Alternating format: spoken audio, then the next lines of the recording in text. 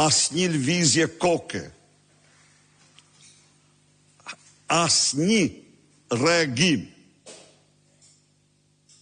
sikur t'ishte një takim mortor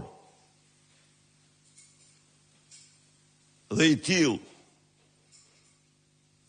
ishte festa e farsës elektorale, ky takim me narko deputetët e tij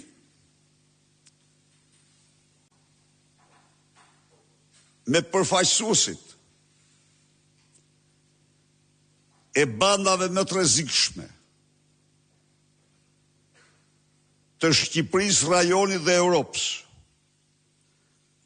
karteleve të drogës, kartelit Troplin, Arken Ballën, Ani Dyrmishin, Drazhin e të tjerë,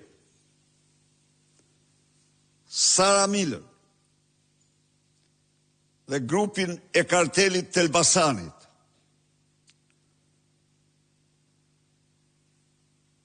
përfaqësuesit e shytëve,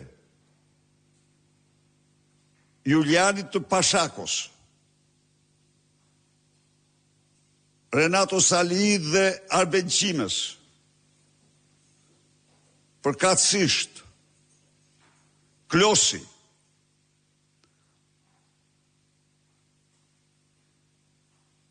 Tezaku apo jo Tezaku, kush i merr vesh ato për i Belinës, Klodian Jahja,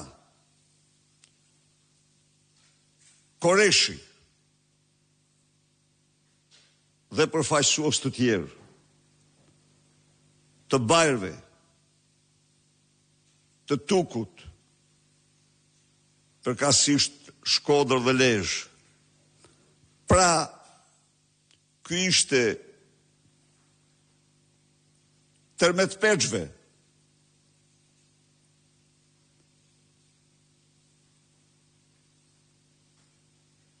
dhe shumë përfaqësuesve të tjerë të botës së krimit. Në këtë takim, Edi Rama u tha shqiptarëve se Kërbaçi i tij është spaku. Lëvizni po desh, u tha atyre. Ja ku e keni spakun,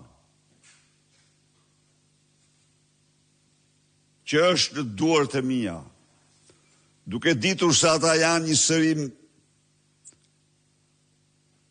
përfaqësues të krimit. Ai spakun nuk ja u tregoi vetëm atyre, po ja u tregoi patronëve të tyre të vërtet, që i nxorën deputet në lista.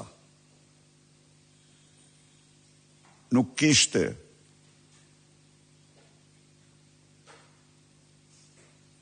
edhe Enver Hoxha një takim të tillë kërcënues vështirë se do të arrinte. Ai foli për Altinin një lloj si Enveri për Arianitin.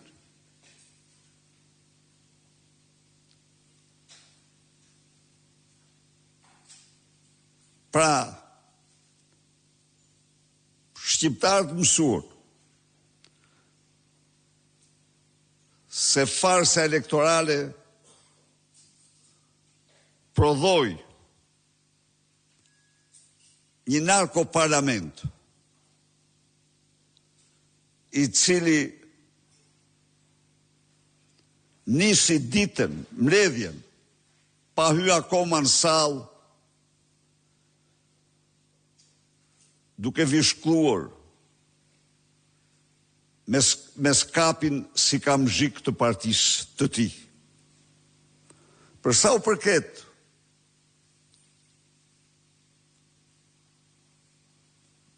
etiketave që përdori Edi Rama,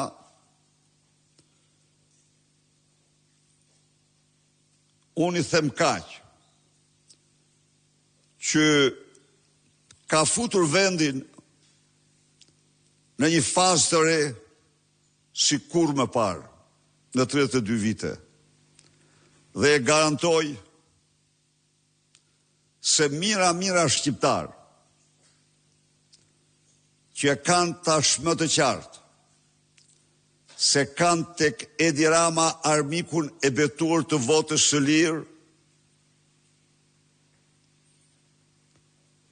nuk do t'ja falin kur ati këtë farsë elektorale. Sikundër,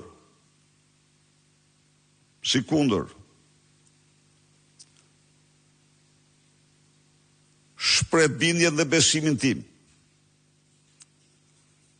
se raporti i komunitetit ndërkombëtar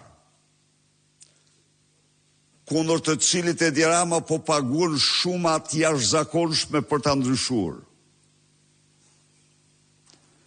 telefonatat pafundme, por nuk do t'ja arrijë. Raporti do t'jetë pasqyra më e vërtet e kësaj farse, për të cilën dhe njëherë fjalen do t'a kenë shqiptarët. Ka vetëm një rrugë, largimin e Edi Ramës, qeveri teknike dhe përsëritje e zgjedhjeve. Asnjë alternativë tjetër nuk shpëton shqiptarët nga farsa elektorale e instaluar në Shqipëri. Këtu